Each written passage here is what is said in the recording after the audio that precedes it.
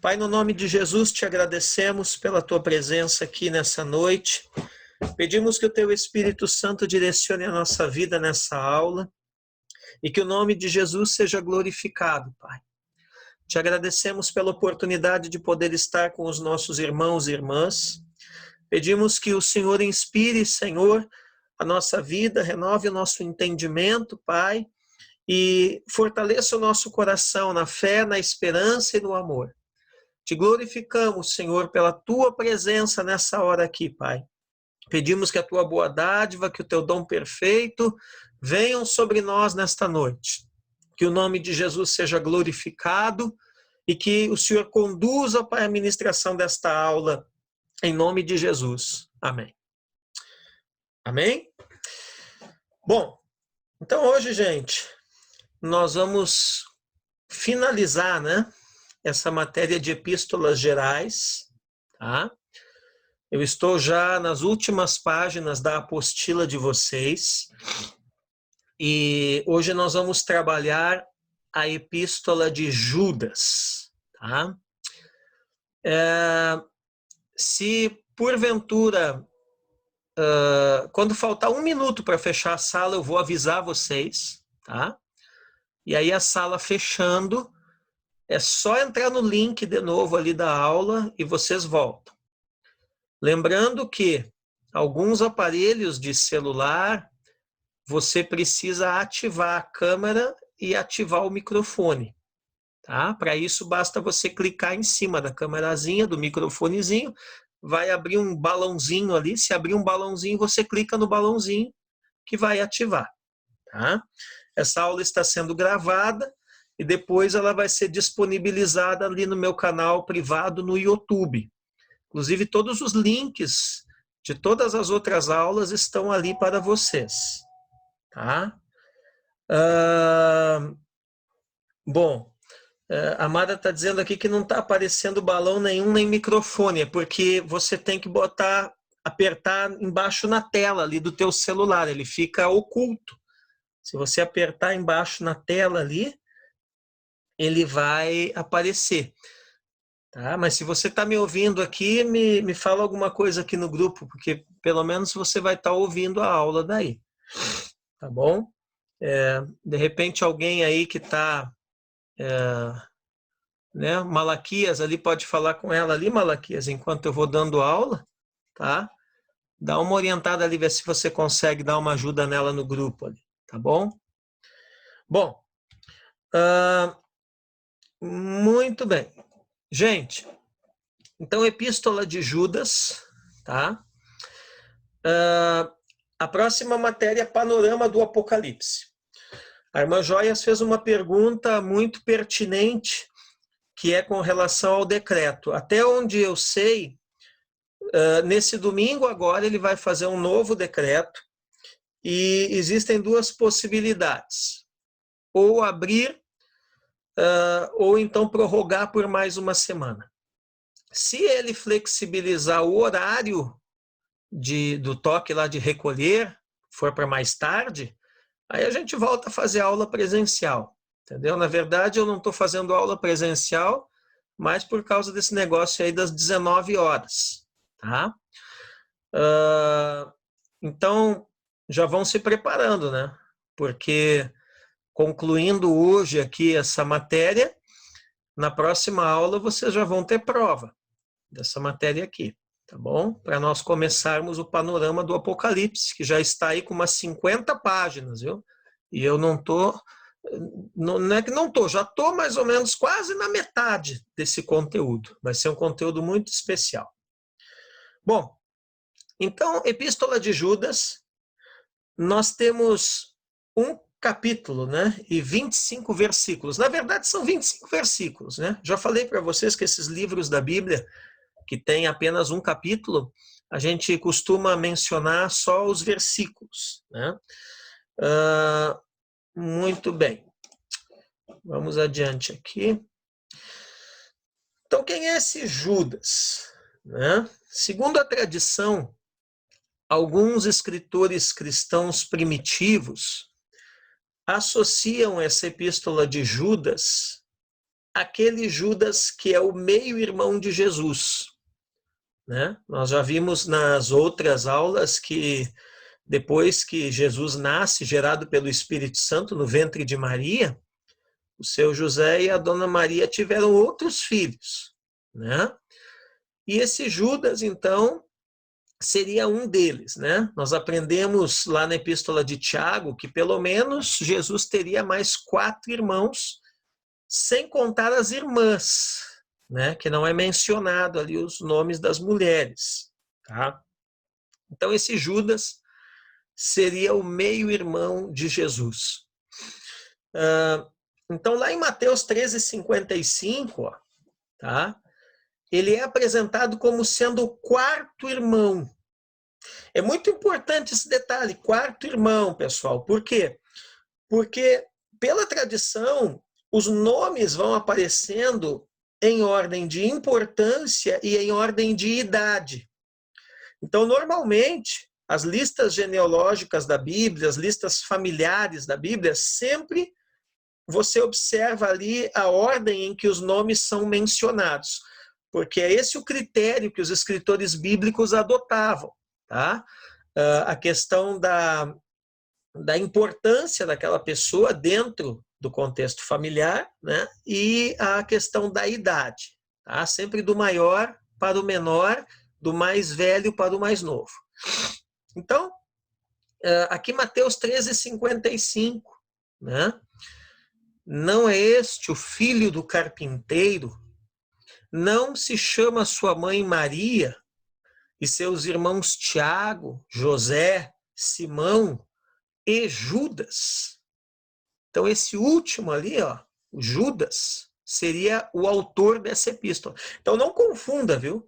Tem nada a ver com Judas Iscariotes, esse cara aqui. Judas Iscariotes, na verdade, né, é outra coisa, tá? Lembrando que esses nomes são muito comuns no Novo Testamento. José, Judas, João, o próprio Jesus, né? É um nome muito comum naquele contexto lá, tá?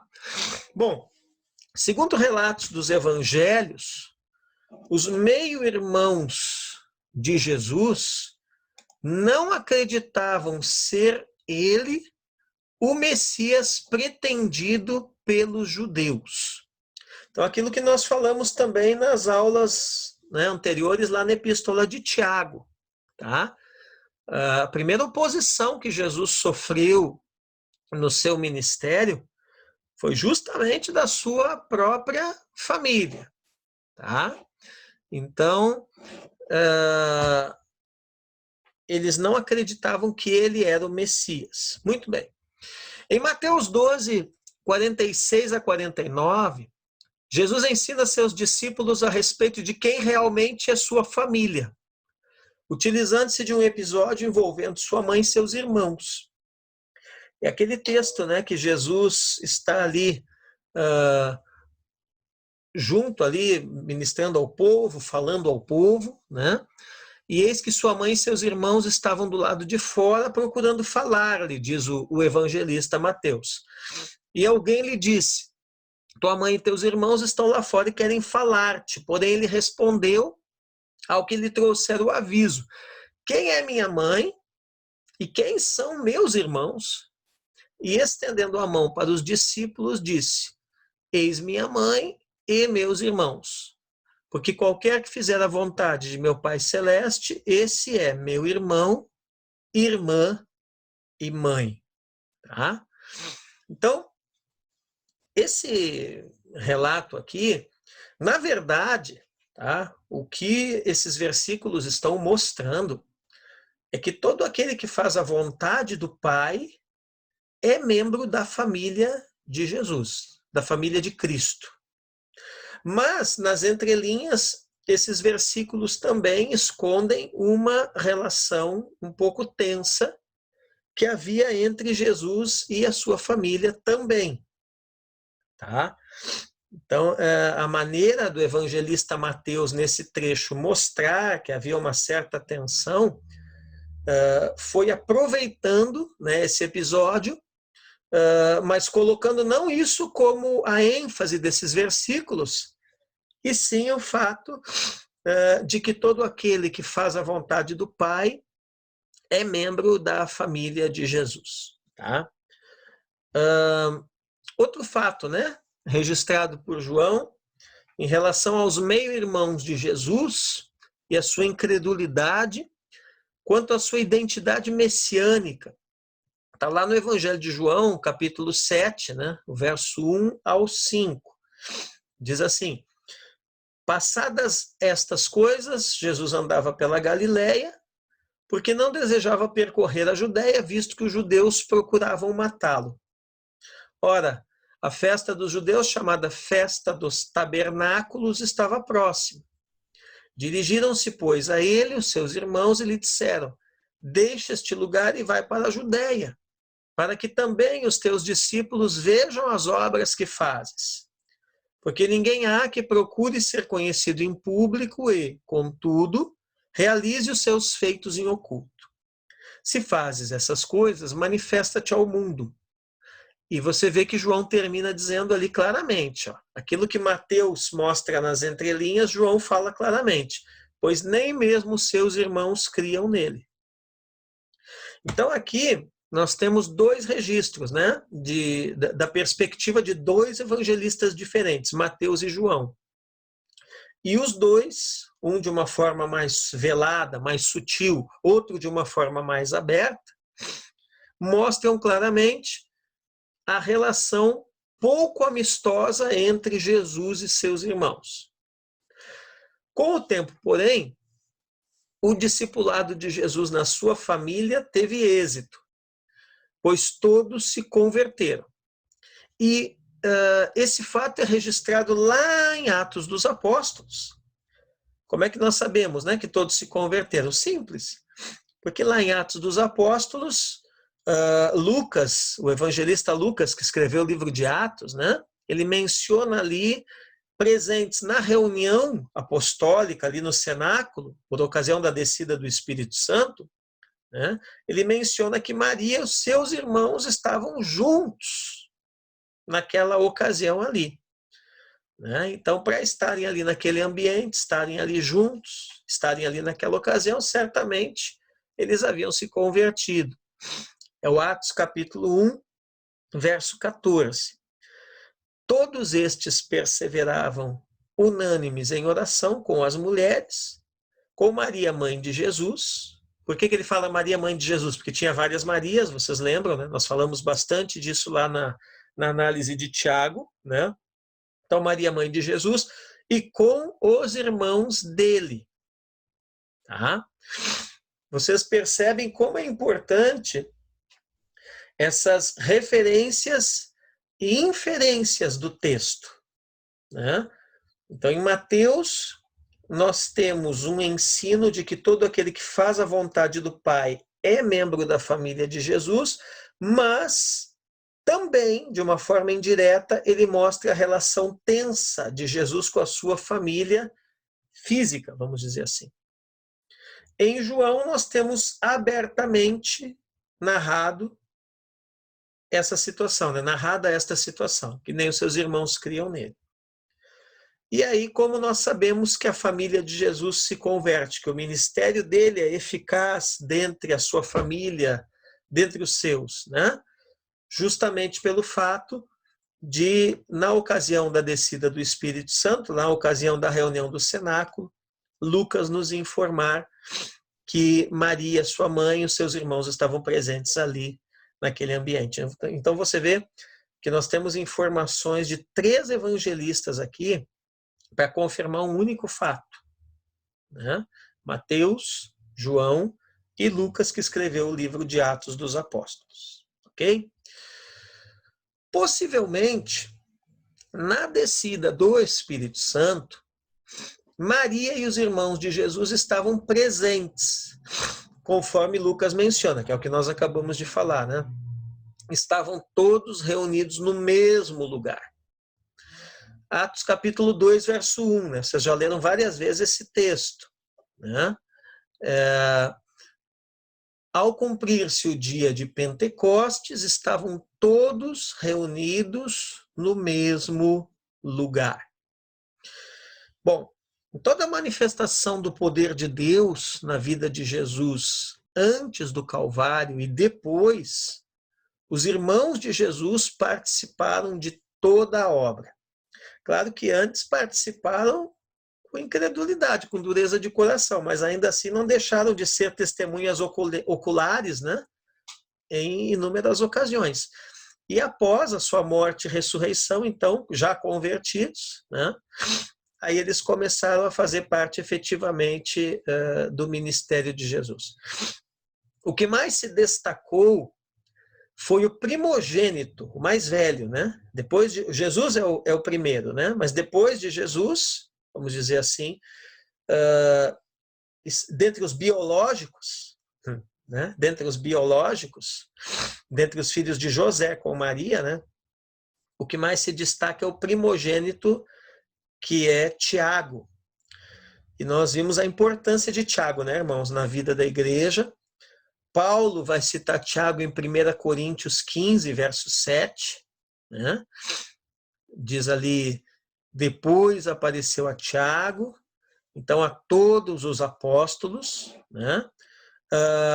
Nós temos outros registros aqui em que Paulo chama Tiago como irmão do Senhor e também chama Tiago de coluna da igreja, né? Então, ao lado do apóstolo Pedro e do apóstolo João.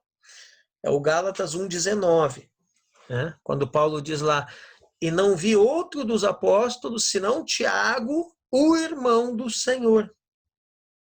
Que Senhor que ele está falando aqui? Obviamente, Senhor Jesus, né? Então, veja que Jesus tinha um irmão mais velho, vamos dizer assim, dentre os biológicos gerados por Maria, né, por José, e esse irmão era Tiago. Ele é o que mais se destaca, né? Gálatas 2,10 também, né? E quando conheceram a graça que me foi dada, Paulo falando, Tiago, Cefas, que é o Pedro, né? E João, que eram reputados, né? Eram considerados colunas da igreja, né? Me estenderam a mim e a Barnabé a destra da comunhão, a fim de que nós fôssemos para os gentios e eles para a circuncisão. Tá? Em outra situação, Paulo vai falar ali sobre os direitos dos demais apóstolos. E ele também usa como referência nesse comentário que ele faz os irmãos do Senhor Jesus, que isso está lá em 1 Coríntios 9,5, né? Quando Paulo diz, não temos nós direito de levar conosco esposa crente, como também os demais apóstolos e os irmãos do Senhor e Cefas. Então aqui Paulo dá uma informação muito interessante, né? Que os demais apóstolos e os próprios, né, irmãos aqui de Jesus, né, que também faziam parte da equipe, né, do grupo, né, vamos dizer assim, do discipulado, né, da igreja primitiva, eles eram casados e eles levavam a esposa junto com eles, né? O fato é que os irmãos do Senhor, a perguntinha que pode estar passando pela cabeça de vocês, e Paulo, né? Será que Paulo era casado? Né? Paulo não era casado, pelo menos nós não temos essa informação dita claramente, né? Mas você vê que Paulo faz uma defesa do celibato ali, e nas suas epístolas ele menciona que o celibato para ele foi uma opção para servir melhor ao Senhor. Tem todo um debate se antes de ter conhecido Jesus lá no caminho de Damasco, ele teve mulher, foi casado, não foi, mas isso para nós é irrelevante, né? A questão é que Paulo, apesar dele citar ali, né, como um direito dos apóstolos de levar a esposa junto, né? Mas por toda a defesa que ele faz da questão celibatária, para você estar livre, para se dedicar inteiramente ao seu chamado, seu ministério, tarará, tarará, tarará. entende-se então que ele não tinha mulher, né? Ou pelo menos não viajava com ela. O fato é que os irmãos do Senhor foram referência na comunidade dos discípulos depois da descida do Espírito Santo. Tais fatos consolidam a autoria da Epístola de Judas, conforme confirmado no prefácio da mesma. Então, até aqui foi para nós entendermos o quê? Né? Número 1, a relação de Jesus com a sua família, até o momento da sua morte na cruz, foi uma relação tensa. Número 2, Maria e José tiveram outros filhos, né? Além de Jesus. Claro que Jesus é gerado pelo Espírito Santo no ventre de Maria, e os outros filhos da Maria são filhos biológicos com José. Número 3, dentre esses outros filhos biológicos aqui que a Maria teve, né, que nós vimos aqui os nomes até mesmo, né? Deixa eu ver onde que está aqui, né? Tiago, José, Simão e Judas. Esse Simão aqui também não é Simão Pedro, viu, gente? É outro Simão. Né? Então, dentre esses filhos biológicos que nós vimos aqui, tá? Tiago e Judas, tá? Ou seja, o mais velho e o mais novo, são os que mais se destacam, ok? E aí agora nós vamos começar, né? Agora sim que o professor Juliano aqui, ele vai começar a entrar na epístola mais propriamente dita, tá? Então, Judas capítulo 1, verso 1, né? A parte A do versículo, a primeira partezinha do versículo. Até essa semana a pastora me fez essa pergunta, né? Como é que a gente divide um versículo em partes, né? Eu falei, olha, parte A e parte B, quando você só quer usar uma parte do versículo, né? E se ele for comprido demais, A, B e C, né? Embora eu não goste muito dessa coisa de A, de B, eu costumo sempre usar o versículo inteiro, né? E na leitura ali salientar apenas a parte que mais me interessa, quando eu preciso fazer isso. Tá? Mas se você quiser mencionar apenas parte de um versículo, você usa essas letras A, B e C, enfim. Então ali, Judas, servo de Jesus Cristo e irmão de Tiago. Você vê, hein, que coisa interessante, né, Eli? O cara que era da oposição antes, né? Irmã Joias, o cara que era da oposição antes, daqui a pouco está se identificando como servo de Jesus Cristo. Então você vê o impacto, né, que isso gerou ali na vida deles, o discipulado de Jesus, né? Então esse fato consolida esse Judas como um dos irmãos de Jesus e responsável pelo conteúdo literário dessa carta, de grande importância teológica na vida da igreja. O que ela tem de curta, ela tem de importante. Depois nós vamos ver nos temas aqui que ela aborda. Tá, gente? Ó, tá aparecendo aqui para mim que falta 1 minuto para fechar a sala. Tá? Então, daqui a pouquinho, nós já vamos voltar aqui, ó, já vou deixar o próximo slide, tá? Daqui a pouquinho a sala vai fechar. Se vocês têm alguma pergunta para fazer até aqui ou alguma observação, já vão pensando aí no que vocês querem falar.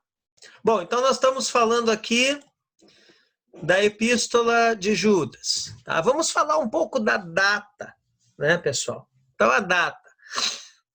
Possivelmente essa epístola aqui, ela é datada do ano, lá pelo ano 68 depois de Cristo, tá? Não se sabe para quem que ela foi escrita. O destinatário é desconhecido. Ainda que alguns estudiosos suponham que ela tenha sido enviada para a Palestina ou o Egito. Nós temos, nesse período aqui, muitas comunidades de judeus convertidos nessas regiões, tá? Na verdade, o Egito é a maior colônia judaica, né, a cidade de Alexandria, fora da Palestina, tá? Então, a probabilidade que isso tenha sido enviado à própria cidade aqui de Alexandria seja muito grande. Seu propósito é alertar os cristãos sobre perigos das falsas doutrinas que pervertem a verdadeira graça de Deus, enganando os que ainda estão em dúvida de sua posição no reino de Deus. Tá? Então, aqui sempre aquele assunto voltando à tona, né? Voltando à baila. Perigos das falsas doutrinas. Tá? Inclusive, sublinhem essa frase, né? Isso aqui, com certeza, é conteúdo de prova, né? Qual é o propósito da epístola de Judas? Alertar os cristãos sobre os perigos das falsas doutrinas. Tá? Principalmente a questão do gnosticismo, que eu já expliquei bastante para vocês. Na apostila, na matéria que vem agora, próxima, de Panorama do Apocalipse, nós vamos trabalhar bastante a questão do gnosticismo, quando nós estudarmos ali nas cartas às 7 igrejas, os nicolaítas. Inclusive, hoje eu estava escrevendo sobre isso, agora de tarde aqui. Tá? Quanto ao seu conteúdo, a epístola de Judas pode ser organizada da seguinte forma. Então, ele fez meio que uma divisãozinha aqui, né? Então, Judas, dos versos 1 ao 25, se nós fôssemos dar um título, poderia ser Posição da Verdadeira Fé Cristã. Ou seja, a fé cristã é uma fé de posicionamento, né? O crente é alguém de posicionamento, né? O texto-chave que nós poderíamos pegar para isso seria o verso 3, quando ele diz ali: amados, quando empregava toda a diligência em escrever-vos acerca da nossa comum salvação, foi que me senti obrigado a corresponder-me convosco, exortando-vos a batalhardes diligentemente, ou seja, motivando vocês a batalharem com firmeza, com posição, com convicção, né? Pela fé que uma vez por todas foi entregue aos santos. Então você vê que aqui esse versículo revela uma coisa interessante dessa epístola, né? O Judas está dizendo assim, que num primeiro momento, o propósito dele era escrever uma carta para esse pessoal lá nas regiões do Egito, ou em outras regiões da Palestina, né? Falando da salvação. Era para ser uma epístola onde o tema principal seria a salvação. Mas quando ele vai escrever, ele se sente constrangido pelo Espírito Santo a falar a respeito da defesa da fé, né? A falar no sentido de incentivar as igrejas dessas regiões a batalharem pela fé em Jesus que eles receberam. A palavra-chave não podia ser outra, né? Diligentemente. O que é algo diligente, né? É algo que é feito com afinco, é algo que é feito com... lembra até que eu usei numa aula para vocês aqui a questão ali das diligências mesmo, né? Que tem aquele monte de cavalo ali, vai o cocheiro segurando as rédeas, né? Então ele vai comandando ali, ele vai, né, acelerando ou freando, né, aquela carruagem, né? Então, quando se fala de diligentemente, diligência, a ideia que você precisa ter com relação a essa expressão é a firmeza, né? A firmeza na direção, a firmeza no comando, a firmeza no posicionamento. Tá? Então, Judas quer que a igreja seja uma igreja firme, uma igreja que batalha pela sua fé, que defende a sua fé, né, que não nega a sua fé. Uma igreja que é sim, sim ou não, não, né? Uma igreja que é posicionada. Você veja que essa epístola aqui, ela tem uma relevância muito grande, principalmente para os temas, para o contexto, né? Principalmente para o contexto que nós estamos vivendo hoje, como igreja no nosso país. Nunca na história da nação brasileira, na minha humilde opinião, foi mais necessário posicionamento da parte da igreja do que hoje, né? A situação que nós estamos vivendo hoje. Bom, vamos ver aqui. Muito bem. E aí, o professor Juliano aqui, ele coloca nesse slide como se fosse tópicos, né? Então, o verso 1 e o verso 2 seriam palavras de destino. O verso 3, ele vai falar de batalhar diligentemente, né? Perseverantemente pela fé. O verso 4, ele vai alertar a igreja sobre indivíduos dissimulados. O que é dissimulado? É alguém falso, né? Alguém que finge ser o que não é. E esses não estavam fora, né? Estavam dentro das fileiras da igreja, né? Eu penso que até o inimigo mais desafiador que a igreja tem seja esse tipo de gente aqui, né? Verso 5, ele vai falar do destino dos que não creram. Verso 6, ele alerta para guardar o estado original. Verso 7, o modelo do fogo eterno. No verso 8, ele vai falar de sonhadores alucinados. No verso 9, ele vai falar sobre a fé no verdadeiro poder, né? Mostrando que o verdadeiro poder não é aquele poder místico, aquele poder mágico, aquele poder apenas para os iniciados, para os iluminados, que os gnósticos, né, afirmavam que os crentes deveriam ter, né? Mas o poder de Deus, né, é a sua palavra, isso é o evangelho, né? O poder de Deus para a salvação de todo aquele que crê, como diz uma outra passagem aqui no Novo Testamento. Aí ele vai fazer uma série de ais, dos versos 10 até o 13. Você começa a ver aqui nesses ais o estilo apocalíptico. Nós vamos trabalhar muito no início da próxima matéria os estilos literários apocalípticos. Tá? E aí vai entrar esse negócio dos ais aqui, né? Aí os versos 14 ao 16, ele vai falar da profecia de Enoque. Tá? Então, existe até um livro de Enoque, um evangelho de Enoque, né? Provavelmente Judas tinha conhecimento desse escrito. Tá? Palavras proferidas pelos apóstolos do Senhor Jesus Cristo, né? Os versos 17, 18 e 19. Edificar a fé, guardar o amor e esperar a misericórdia de nosso Senhor Jesus Cristo, né? Versos 20 e 21. Veja isso, edificar a fé, guardar o amor, esperar a misericórdia, né? Versos 22 e 23, compadecer dos que têm dúvida, né? Ao herege você resiste, mas ao duvidoso, que precisa ser discipulado, né? Precisa ser ensinado, precisa ser orientado, desse você se compadece. Tá?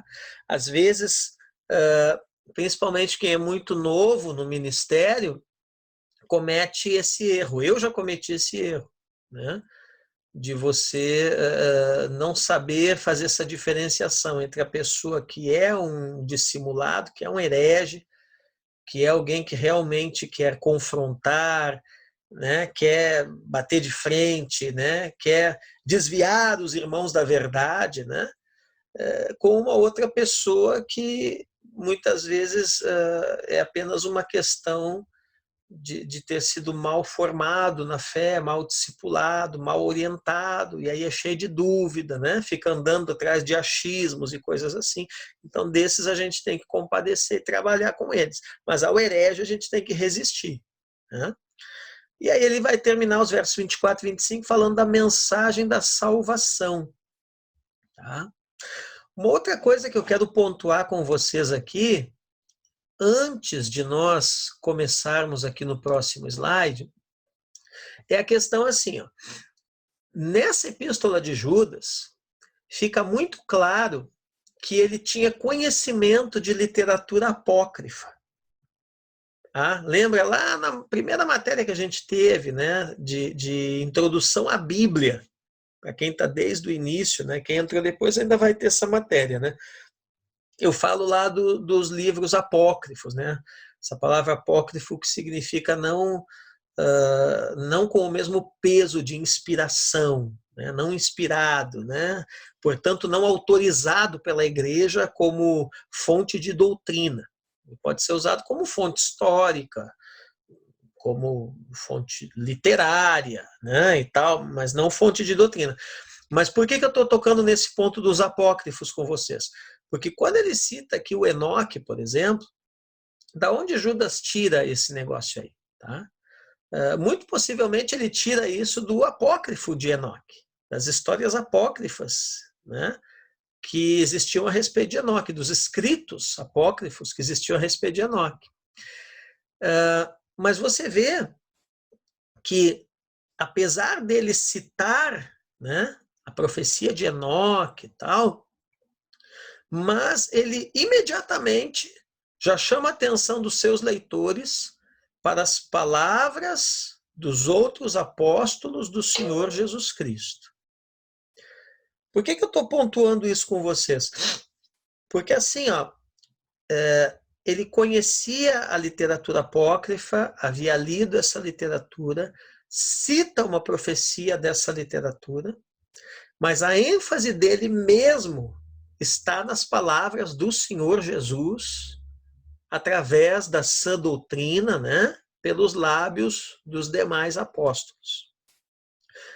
Então é importante entender isso, porque hoje nós temos uma geração, né, eu já vi muito crente aí por aí nas igrejas, que ele adquire uma curiosidade, né, e é normal ter curiosidade, né, mas o problema é quando isso passa do limite, né? Ele adquire uma curiosidade excessiva pela literatura apócrifa. Eu já vi até pastor assim, né? E aí daqui a pouco o cara está lendo mais livro apócrifo do que a Bíblia. Entendeu? Daqui a pouco o cara está mais acreditando em livro apócrifo do que a Bíblia. Né? E esses crentes aí que acreditam nesse negócio de terra plana, né? Eu acho que nas igrejas de vocês aí deve ter um pessoalzinho assim também, né? Pelo menos na nossa tem, né? Isso aí é crente que fica lendo muita coisa de livro apócrifo muitas vezes. Então veja que os próprios escritores inspirados, né, do Novo Testamento, no caso aqui Judas, conheciam essa literatura, tinham acesso a ela, né, menciona aqui algo dessa literatura aqui do Enoque, né, mas a atenção tinha que ser para as palavras do Senhor Jesus Cristo, ou seja, temos o apócrifo, beleza, mas ele nunca pode se tornar mais relevante ou mais importante do que o canônico. Tá? E eu sempre digo isso para os meus alunos, né? Você primeiro precisa conhecer o verdadeiro muito bem. Aí depois, se você tiver tempo, curiosidade, você vai, né, para aquilo que é o não inspirado, que seria, no caso, o apócrifo. Né? Mas hoje em dia a gente, às vezes, tem a impressão que há uma inversão na vida de alguns crentes. Eles querem conhecer mais o apócrifo, né, o não inspirado, não autorizado, e muitas vezes mal tem conhecimento do canônico. Tá? Então, primeiro, o canônico. Né? Na próxima matéria, Panorama do Apocalipse, nós vamos ver, vamos começar, na verdade, a matéria falando dos apócrifos apocalípticos, tanto do Antigo como do Novo Testamento. Tá? Mas o que realmente precisa estar no foco, né, na atenção, como literatura fidedigna de doutrina para a igreja, né, é a literatura canônica. Ok? Posto isto, vamos continuar aqui. Ó. Citações da Antiga Aliança apresentadas por Judas revelam o modelo de ensinamentos que inspirava a falar dos ensinamentos de nosso Senhor Jesus Cristo. Você vê que sempre eles estão apontando Jesus, né? Apontando Jesus, Jesus é o ensino, Jesus é a doutrina, Jesus é o verbo, Jesus é Deus, Jesus é o foco, Jesus é o verdadeiro conhecimento, né? E não o gnosticismo, né? São 25 versículos nessa epístola de Judas aqui, de conteúdo literário usando os personagens da antiga aliança para revelar a pessoa do nosso Senhor Jesus Cristo. Então, mais uma vez, né, batendo naquela tecla que o antigo fundamenta e revela o novo, né? Se quiserem, até escrevam isso aí do ladinho, aí na apostila, né? Que o Antigo Testamento, ele fundamenta e revela o Novo Testamento. O Antigo Testamento fundamenta e revela o Novo Testamento. Sempre é assim, né? E aí, mais uma vez, né, Fábio, que está aí no sofazão me ouvindo, né, mais uma vez, né, cai por terra aquele ensino antissemita, né, que o Antigo Testamento, que Israel, blá, blá, blá, vocês já estão careca de me ouvir falar isso, né, que não tem nada a ver.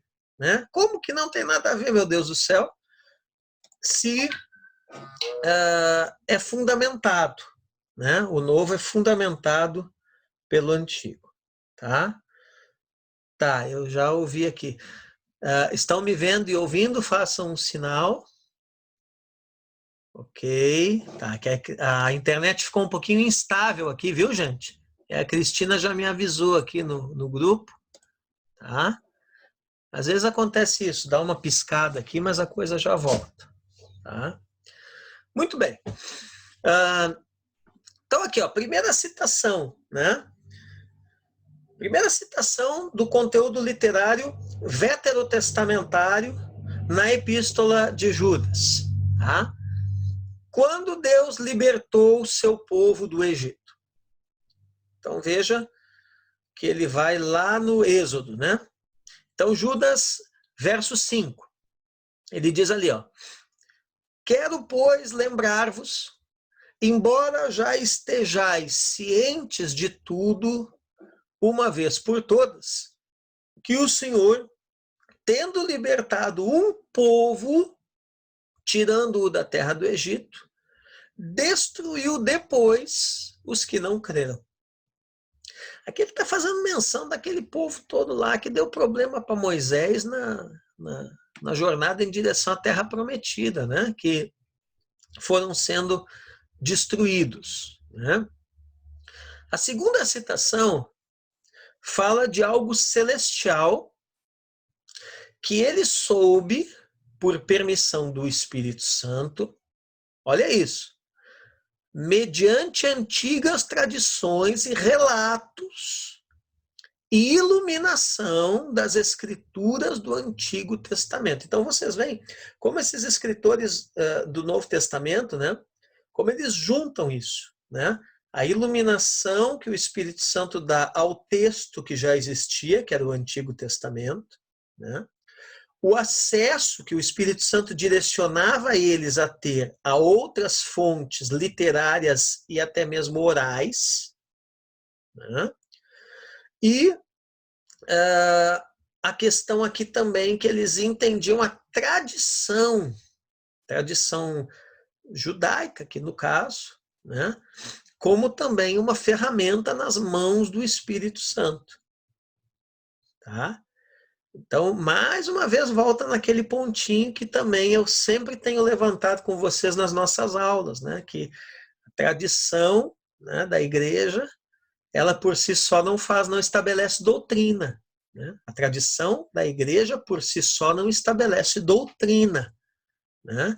Mas ela também tem a sua importância, né? Ela também tem a sua relevância, ela também tem o seu papel. Nós não podemos desconsiderá-la, porque os próprios escritores do Novo Testamento não desconsideravam, né? Então, é o verso 6, ó, né? Olha o que ele diz no verso 6.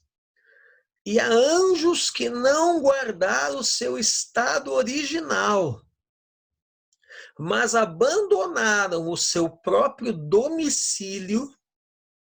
Gente, isso aqui é profundo demais. Ele tem guardado sob trevas, em algemas eternas, para o juízo do grande dia. Né? Então, ele está falando que tem uma categoria de anjos que se corromperam, se tornaram demônios, né? E que até hoje não foram manifestados. Isso lá em escatologia nós vamos ver o que é isso daí. E eles estão guardados para um tempo específico de juízo de Deus, quando eles serão liberados. Alguns teólogos entendem que aqui é uma menção àqueles demônios do abismo lá, do Apocalipse. Tá? Mas eu não vou entrar muito nisso, porque não é o tema aqui da aula. Mas da onde que Judas tira isso, né? Dessas três fontes. A iluminação que o Espírito Santo deu a ele estudando o Antigo Testamento, né? O direcionamento dado pelo Espírito Santo para ele estudar outras literaturas não inspiradas, porém importantes e interessantes, né? E a questão da tradição judaica que afirmava isso daqui. Tá? Muito bem. A terceira citação fala da total destruição das cidades julgadas. Então é o verso 7, né? Aí ele vai lá para o livro de Gênesis. Como Sodoma e Gomorra e as cidades circunvizinhas que, havendo-se entregue à prostituição, como aqueles, seguindo após outra carne, são postas para exemplo do fogo eterno, sofrendo punição. Perceba que aqui ele faz uma comparação, né? Como que vai ser o juízo do fogo eterno, né? Sobre as cidades desobedientes, né? Interessante isso, né? Você vê que existe uma teologia da cidade no Novo Testamento, né? Você vê que ele não fala aqui de indivíduos, ele fala de cidades, né? E se você pegar ali as cartas, né, as igrejas da Ásia, né, é a igreja na cidade. Né? Tem um livro, pena que não está fácil, a questão eu ia pegar na minha biblioteca aqui, tem um livro do Robert Lichtcon, chamado Cidade de Deus, Cidade de Satanás. E o Robert Lichtcon, ele fala sobre isso, sobre a teologia da cidade. Né? Então, a cidade personificada como um indivíduo, né? E, consequentemente, passível de salvação ou de perdição, né? de, de elogios e bênçãos, né? Como também de reprovações e punições. Né? Muito bem, ele coloca Sodoma e Gomorra. O que aconteceu com Sodoma e Gomorra, ele coloca aqui como um paralelo do que as cidades, né, que se corromperem experimentarão lá no fogo eterno, nesse nível de juízo aqui. Bom, quarta citação fala de uma guerra espiritual. Essa aqui é a mais citada, né? É a mais interessante. É aquela célebre passagem da batalha entre o arcanjo Miguel e Satanás pelo corpo de Moisés, né? Até coloquei no slide aqui uma gravura ilustrando isso. Né? Você vê na gravura ali Moisés sendo levado, morto, né, pelos anjos, né, para ser sepultado, e aquele que está com o escudo e com a espada ali é o arcanjo Miguel, né? E você vê o diabo por trás ali tentando, né, de alguma forma arrebatar o corpo de Moisés. Bom, Fato é que quando Moisés morre, uma grande guerra espiritual acontece. E Judas vai retratar isso no verso 9, né? Ele diz ali: contudo, o arcanjo Miguel, quando contendia com o diabo e disputava a respeito do corpo de Moisés, não se atreveu a proferir juízo infamatório, ou seja, infamatório no sentido de má fama. Não se atreveu a declarar a má fama, vamos dizer assim, do diabo, né? Pelo contrário, disse: o Senhor te repreenda. Por que isso? Porque aqui é uma questão de patente, né? Então, nós somos informados que Satanás, antes da sua queda, quando ele ainda era o Lúcifer, né, uma das suas funções era de ser o comandante, né, o capitão da guarda, né, dos exércitos do Senhor. Então, quando Miguel se depara com ele, Miguel percebe que ele está diante daquele que era o seu antigo superior. Tá? Então, aqui nós temos uma informação muito interessante, né? Que não é porque alguém se corrompeu que ele perde a sua posição. Veja bem, quando alguém corrompe a sua natureza, né, ele mantém a sua autoridade, a sua posição, porém, isso tudo passa a ser usado, passa a ser voltado para o mal, né? Isso tudo passa a ser uma ferramenta, vamos dizer assim, para colaborar na corrupção que esse alguém, por ter corrompido a si próprio, então, começa a fazer, começa a causar a terceiros. Então, você vê. Aí, por que é importante entender isso daqui? Porque aí você vai entender o que Satanás está fazendo, por exemplo, lá no livro de Jó, quando os filhos de Deus são chamados naquele belo dia lá diante do trono de Deus para dar relatório. E Satanás aparece lá no meio deles. Tem muita gente que lê isso aí e dá um nó na cabeça, porque aí ele pensa, mas meu Deus do céu, o diabo não foi expulso do céu, né? Então, como é que, tendo se corrompido, se tornado o inimigo número 1 de Deus, né? Sendo expulso pelo próprio Deus do céu, como é que numa situação dessa ele comparece diante do trono de Deus? E a resposta está aqui. Ele se corrompeu na sua natureza, porém não perdeu a sua posição.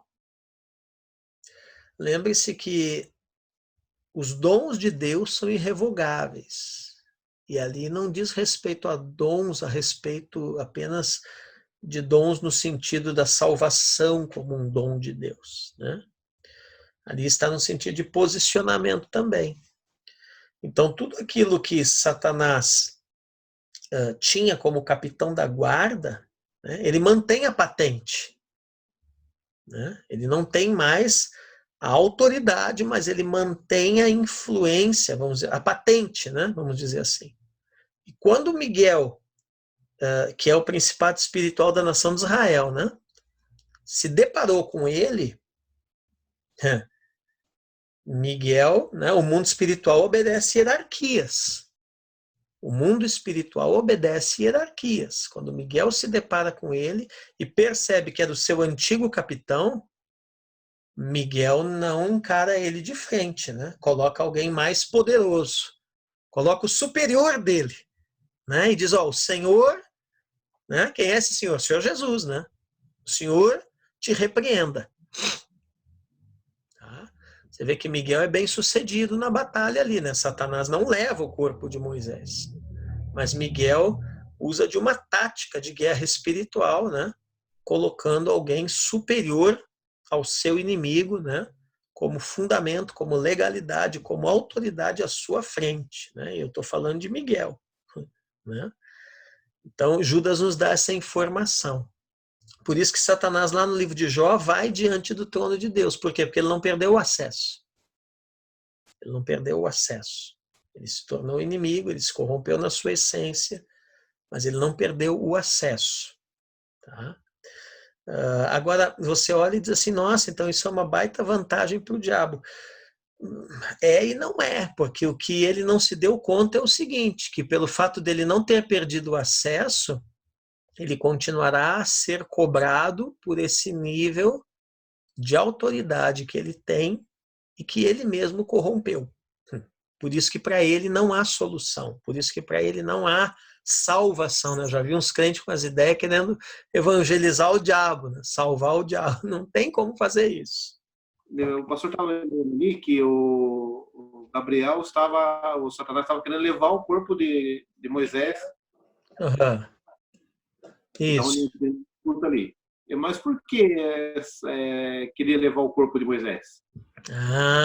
Ótima pergunta. Né? Miguel que defendeu, né? Satanás queria levar e o arcanjo Miguel, o Judas aqui na sua epístola informa, né, que houve uma guerra espiritual ali, uma contenda entre o diabo e o arcanjo Miguel.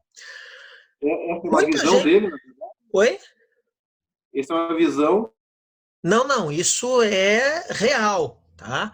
Isso aqui Judas provavelmente da tradição judaica, que ele tira isso. Tá? Mas é real por quê? Porque aprova o Espírito Santo que entrasse no Novo Testamento. Né? A gente sabe que é uma realidade. E aí nós vemos já uma coisa muito interessante, né? Que tem coisas na tradição que de fato são reais. Assim como às vezes a tradição, os caras meio que viajam na batatinha, né? Mas tem coisas que são reais. Mas vamos à resposta da tua pergunta. A tua pergunta é uma pergunta muito comum. A maioria dos alunos sempre fazem essa pergunta aqui, né? Por que cargas d'água, né? O diabo estava interessado no corpo de Moisés. Por um motivo simples. Satanás percebeu que Moisés, que não haveria dentre os judeus, né, dentre Israel, vamos dizer assim, né, judeus é um nome mais ligado ao Novo Testamento, né, ou ao período pós-cativeiro, pelo menos. Então vamos falar de Israel. Satanás percebeu que não havia, né, não havia e não haveria dentre os israelitas alguém de mais importância e mais influência que Moisés. Então, quando Satanás percebe isso, qual é o objetivo dele? Se ele consegue tomar para si o corpo de Moisés, né, você vê que isso é uma coisa que foi levado tão a sério que nós somos informados na Bíblia que o próprio Deus sepultou o corpo de Moisés, né, lá no alto do Monte Nebo, e até hoje ninguém sabe aonde que está. Né? Ninguém sabe onde é o sepulcro de Moisés. Deus mesmo, né? Há uma guerra espiritual, Miguel vai lá, né? Leva o corpo e o próprio Deus se encarrega de sepultar Moisés. Né? Por que tudo isso? Porque se Satanás inventa de se apoderar do corpo de Moisés, ele, ou qualquer demônio, né? Poderiam entrar dentro desse corpo, poderiam fazer esse corpo reviver. E aí você, Fábio, imagina o tamanho do estrago que isso ia ser, né? Os judeus iriam obedecer a Satanás ou a um demônio ali, usando esse corpo, né? Como se fosse Moisés que havia voltado dos mortos. Tá? Lembre-se também uma coisa, que o próprio Moisés fala e adverte Israel, né? Que iria se levantar um profeta semelhante a ele. Tá? E que a esse profeta eles deveriam dar ouvidos.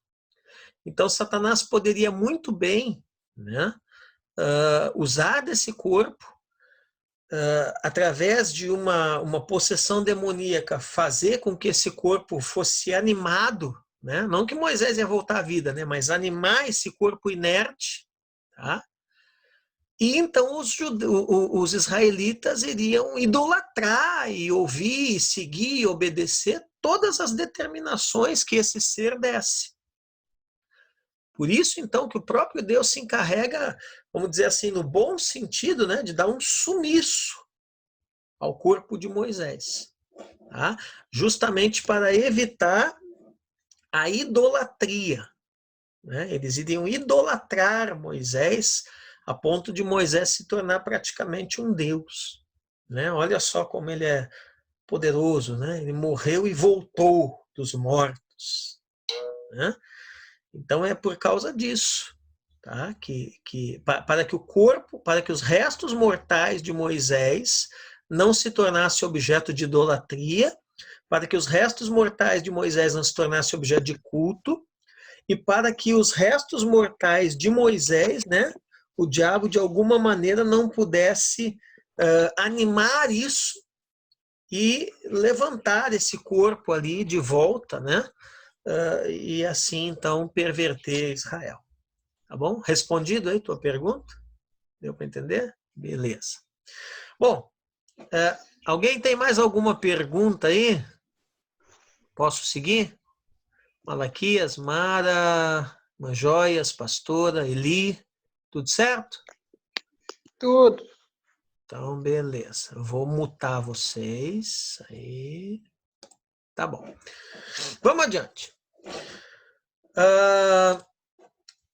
A quinta citação, né? Nós estamos falando aqui de citações do Antigo Testamento, né? Na sua literatura, citações da tradição judaica e citações até de alguns escritos apócrifos, na Epístola de Judas. A quinta citação é o tal do ai deles, ou seja, caminhos que pessoas traçam que se comparam a caminhos que outros na antiguidade já traçaram, e seus destinos foram a punição eterna. Tá? Então é o Judas aqui, verso 11, né? Ele diz ali, ai deles, porque prosseguiram pelo caminho de Caim e, movidos de ganância, se precipitaram no erro de Balaão e pereceram na revolta de Corá. Você veja aqui que ele cita, né, Caim, Balaão e Corá, né? Caim faz o quê? Mata o seu irmão Abel, né? O primeiro a derramar o sangue de um justo sobre a terra, né? Balaão faz o quê, né? Balaão era um profeta verdadeiro, viu, gente?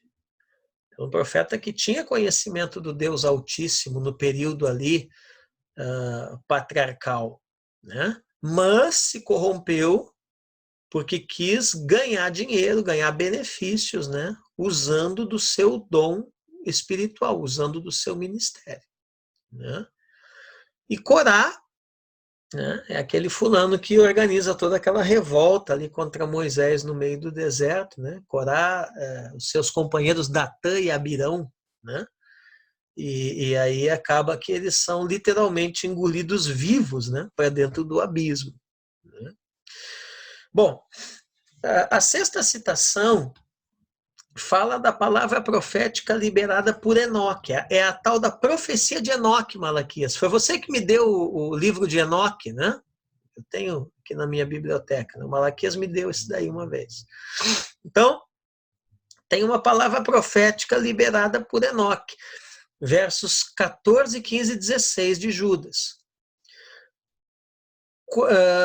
Quanto a estes, né? Não é quando ali, quanto, né? Quanto a estes, que também profetizou Enoque, o sétimo depois de Adão, dizendo, ó a profecia do Enoque, eis que veio o Senhor entre suas santas miríades aqui é os milhares de milhões de anjos, né?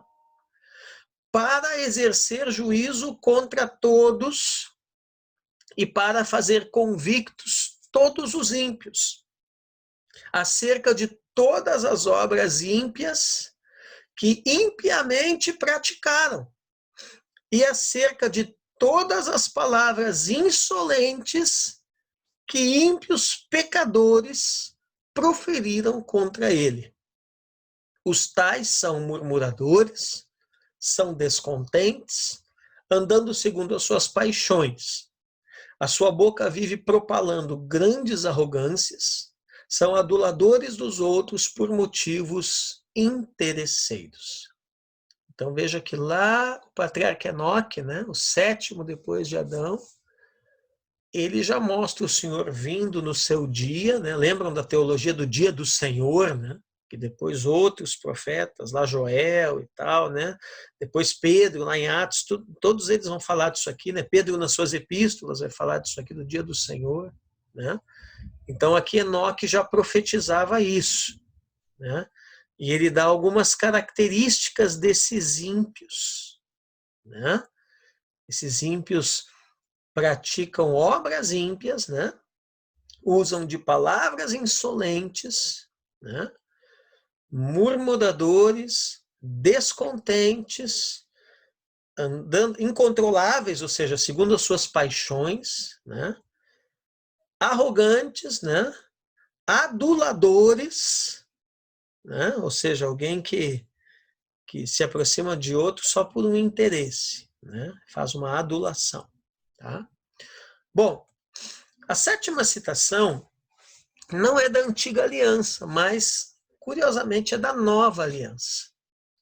E ela vai mencionar os ensinos dos apóstolos de nosso Senhor Jesus Cristo. É os versos 17, 18 e 19 de Judas.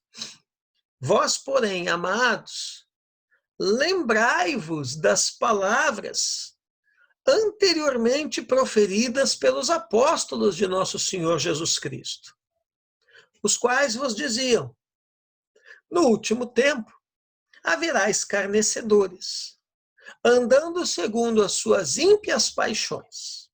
São estes os que promovem divisões sensuais, que não têm o Espírito Santo. Amém? Estou vendo a Beriana ali, Beriana. Deus abençoe. Amém? Glória a Deus. Muito bem. O conteúdo literário, gente, da Epístola de Judas, ele é uma revelação do Antigo Testamento, né? Do Novo Testamento, tá? E do Celestial. Judas traz um ensino, curiosamente, em só 25 versículos, hein, gente? Mas é um ensino que nenhuma outra epístola revela. A confiabilidade teológica dessa epístola para nós hoje é a aplicação dos ensinamentos no dia a dia, né? Resgatando, por meio de nosso Senhor Jesus Cristo, a nossa vida de fé nas promessas proferidas em tempos antigos. Então, no que isso influencia a nossa vida, irmãos? Na questão da gente ser perseverante, da gente ser diligente, né? E da gente crer que desde os tempos antigos, desde antes, lá na era patriarcal, né, já haviam promessas de Deus ao seu povo. Tá? Uma das aplicações que a epístola apresenta para os nossos dias revela que o fato de sermos povo de Deus não significa que estamos livres de seu juízo e disciplina. Sublinhem essa frase, né? O fato de sermos povo de Deus não significa que estamos livres do seu juízo e disciplina. Né? Como o próprio Judas escreveu, ora, pense nisso, né?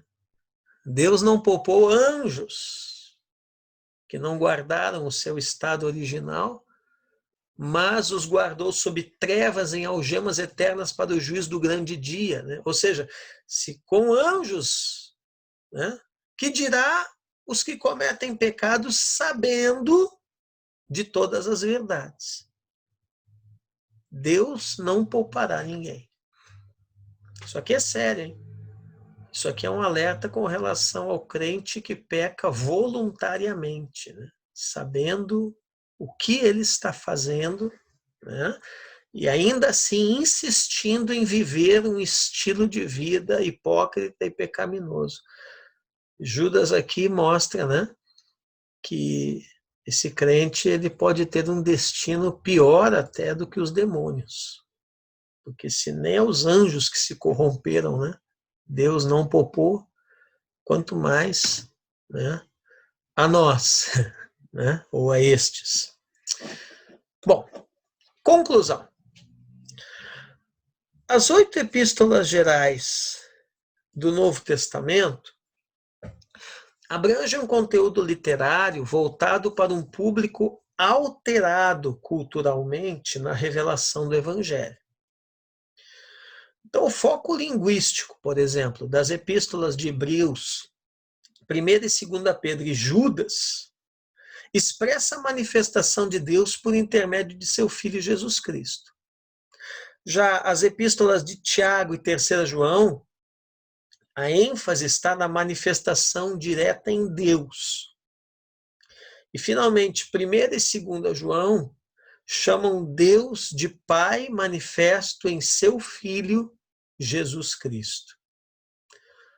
Então, você veja, né, o que ele está dizendo aqui nesse parágrafo para nós, que nesse grupo das epístolas gerais, nós temos epístolas que dão uma ênfase no Pai, né, outras que dão uma ênfase no Filho e outras que enfatizam mais o Espírito Santo. Tá? Hebreus 1,14, né? Aí ele vai citar aqui alguns versículos, né? Havendo Deus antigamente falado muitas vezes, de muitas maneiras, aos pais pelos profetas, nestes últimos dias a nós nos falou pelo Filho, a quem constituiu herdeiro de todas as coisas e por quem fez também o mundo, sendo ele o resplendor da sua glória, expressa imagem do seu ser, e sustentando todas as coisas pela palavra do seu poder. Havendo ele mesmo feito a purificação dos pecados, assentou-se à direita da majestade nas alturas, feito tanto mais excelente do que os anjos, quanto herdou mais excelente nome do que eles. A ênfase é em quem aqui? A ênfase, obviamente, é na pessoa de Jesus Cristo, né? É em Deus Filho, né? Então, Deus Filho, né, é quem fala a nós nesses últimos dias. Deus Filho é o herdeiro de todas as coisas. Por meio de Deus Filho o mundo foi feito. Deus Filho é o resplendor da sua glória. Deus Filho expressa exatamente a imagem do seu ser, né? Deus Filho sustenta tudo pela sua poderosa palavra, né? Deus Filho fez a purificação dos pecados. Deus Filho se assentou à direita do trono do Pai nas alturas, né? E Deus Filho herdou um nome mais excelente do que o de qualquer anjo. Por isso que tudo é em nome de Jesus, né? No contexto aqui da nova aliança. Esse é o nome que é sobre todo nome. Né? Ali, ó, Tiago 4, 6-8. Todavia, da maior graça. Portanto, diz, Deus resiste aos soberbos, dá, porém, graça aos humildes. Sujeitai-vos, pois, a Deus, mas resisti ao diabo e ele fugirá de vós. Chegai-vos para Deus e ele se chegará para vós. Limpai as mãos, pecadores, e vós de espírito vacilante, purificai os corações. A ênfase aqui é em quem? É na pessoa do Pai. Né? Você vê ali que o Pai resiste aos soberbos, o Pai é a fonte concessora da graça aos humildes, né? É ao Pai que você se sujeita, né? É ao Pai que você se achega, né? É no Pai que você é purificado. Né? Claro que tudo isso através do Filho. Lembre-se que ele sempre é o caminho. Né? Mas a ênfase aqui é a pessoa do Pai. Agora, ó, 1 Pedro 1, 3-9. De novo aqui o Pai, ó. Bendito seja o Deus e Pai de nosso Senhor Jesus Cristo, que segundo a sua grande misericórdia nos regenerou para uma viva esperança, pela ressurreição de Jesus Cristo dentre os mortos, para uma herança incorruptível, incontaminável, imarcessível, reservada nos céus para vós, que pelo poder de Deus sois guardados mediante a fé para a salvação, que está preparada para se revelar no último tempo, na qual exultais, ainda que agora, por um pouco de tempo, sendo necessário, estejais contristados por várias provações, para que a prova da vossa fé, mais preciosa do que o ouro que perece, embora provado pelo fogo, redunde para louvor, glória e honra na revelação de Jesus Cristo, a quem, sem o terdes visto, amais, no qual, sem agora o verdes, mas crendo, exultais, com gozo inefável e cheio de glória, alcançando o fim da vossa fé, a salvação das vossas almas. Ou seja, qual é o propósito, né? Qual é o fim, né? Qual é o objetivo da nossa fé, né? É justamente a salvação das nossas almas. A salvação é pela fé. Mas você vê que ele começa aqui, o início desse trecho, exaltando a pessoa de Deus Pai. E aqui no final, né, da metade para o fim do trecho, ele já começa a falar sobre a honra, né? A revelação, a honra e tal, de Jesus Cristo, de Deus na pessoa do Filho. Tá? 2 Pedro 1, versos 2 ao 4. Ó. Graça e paz vos sejam multiplicadas no pleno conhecimento de Deus e de Jesus, nosso Senhor, visto como o seu divino poder nos tem dado tudo que diz respeito à vida e à piedade, pelo pleno conhecimento daquele que nos chamou por sua própria glória e virtude, pelas quais ele nos tem dado as suas preciosas e grandíssimas promessas, para que por elas vos torneis participantes da natureza divina, havendo escapado da corrupção que pela concupiscência há no mundo. Aqui ele está falando também do conhecimento de Deus e do Senhor Jesus. Você veja que em Jesus Cristo, né, nós temos tudo que diz respeito à vida e à piedade da parte de Deus. Nós temos tudo isso em Cristo Jesus. 1 João 1, versos 1, 2 e 3. Ó. O que era desde o princípio, o que ouvimos, o que vimos com os nossos olhos, o que contemplamos e as nossas mãos apalparam a respeito do verbo da vida. Pois a vida foi manifestada e nós a temos visto, e dela testificamos. E vos anunciamos a vida eterna que estava com o Pai, e a nós foi manifestada. Sim, o que vimos e ouvimos, isso vos anunciamos, para que vós também tenhais comunhão conosco, e a nossa comunhão é com o Pai e com o seu Filho, Jesus Cristo. Mais uma vez aqui, o Pai e o Filho, né? 2 João, capítulo 1, aqui, versos 1 ao 3, né? O ancião, veja que João se chama de ancião, né? A senhora eleita. Aqui nós já vimos, né? Que pode ser tanto uma expressão simbólica, né? Senhora eleita, que pode ser a igreja, né? Ou pode ser uma mulher mesmo, cristã ali, que ele está escrevendo para a família dela, tá? Mas, enfim, o ancião, a senhora eleita e a seus filhos, aos quais eu amo em verdade. E não somente eu, mas também todos os que conhecem a verdade por causa da verdade que permanece em nós e para sempre estará conosco. Graça, misericórdia, paz da parte de Deus Pai e da parte de Jesus Cristo, Filho do Pai. Veja isso, hein? O Filho do Pai serão conosco em verdade e amor. 3 João, verso 11. Amado, não imiteis o mal, mas o bem. Quem faz o bem é de Deus, mas quem faz o mal não tem visto a Deus. Eu diria que a ênfase aqui até é a pessoa do Espírito Santo, que é quem nos capacita, né, para a prática do bem. Judas, versos 20 e 21. Mas vós, amados, edificando-vos sobre a vossa santíssima fé, orando no Espírito Santo, aqui já deu para ver, né? A ênfase em quem que está, né? Conservai-vos no amor de Deus, esperando a misericórdia de nosso Senhor Jesus Cristo para a vida eterna. A ênfase aqui é no Espírito Santo, né? No Espírito Santo que você edifica-se na fé, né? É no Espírito Santo que você flui na oração, na intercessão. É no Espírito Santo que você conserva-se firme no amor de Deus, né? Na esperança, né? É tudo na obra e na pessoa do Espírito Santo.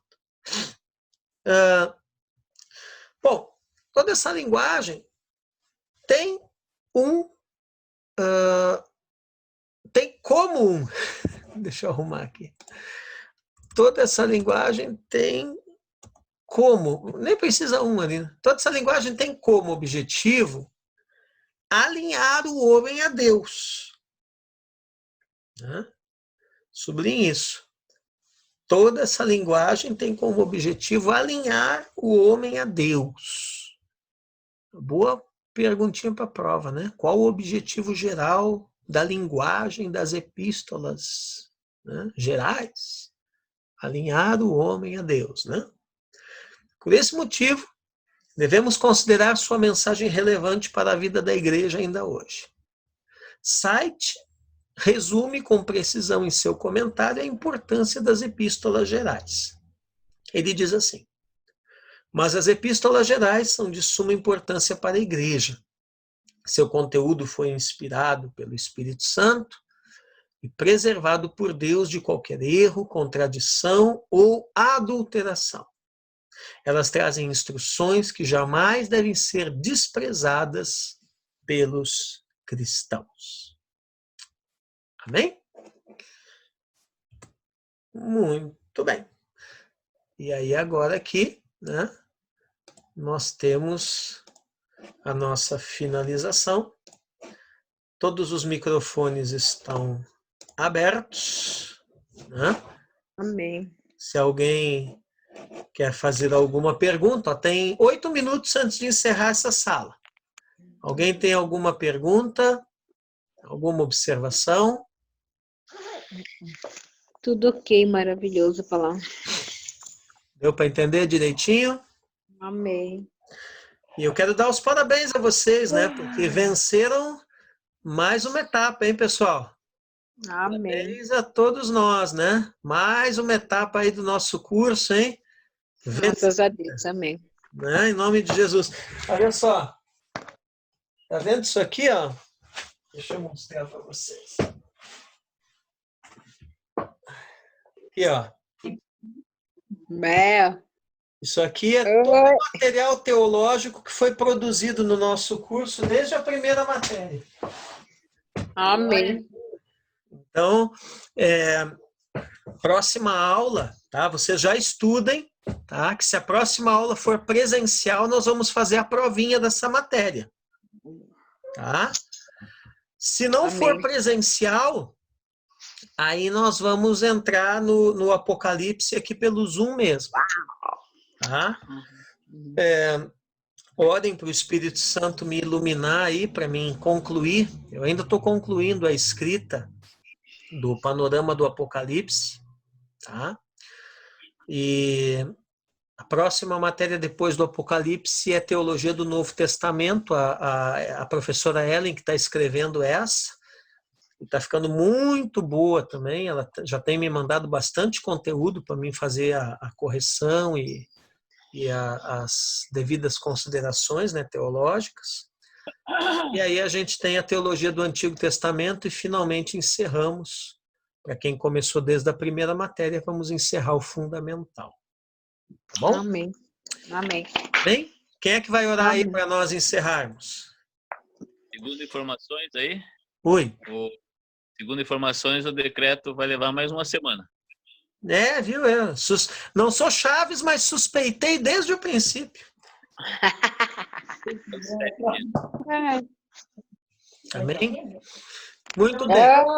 Mas, Joias, quer orar aí para nós encerrar? Vamos, então. Amém. Pode orar. Oh, Pai, muito obrigado, Senhor, te agradecemos, meu Pai amado, por mais essa oportunidade, Senhor, por esse estudo maravilhoso, pela vida do teu servo, nosso professor Alessandro, que o Senhor abençoe ele grandiosamente, Pai.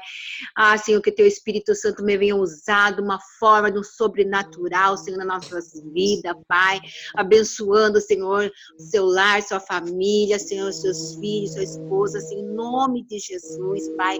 Obrigado por cada irmão, Senhor, também que estamos juntos, Senhor, porque queremos aprender, porque queremos mais e mais de Ti, temos sede e fome da Tua palavra, Senhor, como é bom, Senhor, estamos juntos aprendendo, Senhor, da Tua palavra, Pai, muito obrigado pelo Teu cuidado conosco, obrigado por até que o Senhor tem nos sustentado, Senhor, obrigado, Senhor, por até que, Senhor, nos ajudou, Senhor, Pai, por isso, Senhor, nós te agradecemos de todo o nosso coração, Pai, obrigado pela vida de cada irmão, que o Senhor abençoe, que o Senhor dê saúde, que o Senhor dê força, sabedoria, entendimento, discernimento, Pai, é o que nós queremos, Pai, entendimento, sabedoria da Tua palavra, Pai, porque não queremos ser mais mesmo, mas queremos, Senhor, ser cheio do Teu Espírito Santo, da Tua graça, bondade, da Tua misericórdia, meu Pai. Eu te agradeço, Senhor, por essa oportunidade, Senhor.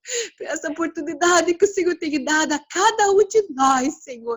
Vem mesmo nos abençoando, abrindo nosso entendimento, Pai, para não pecarmos contra Ti, mas guardar a Tua palavra no nosso coração, Paizinho querido. Muito obrigado, eu te agradeço, Pai.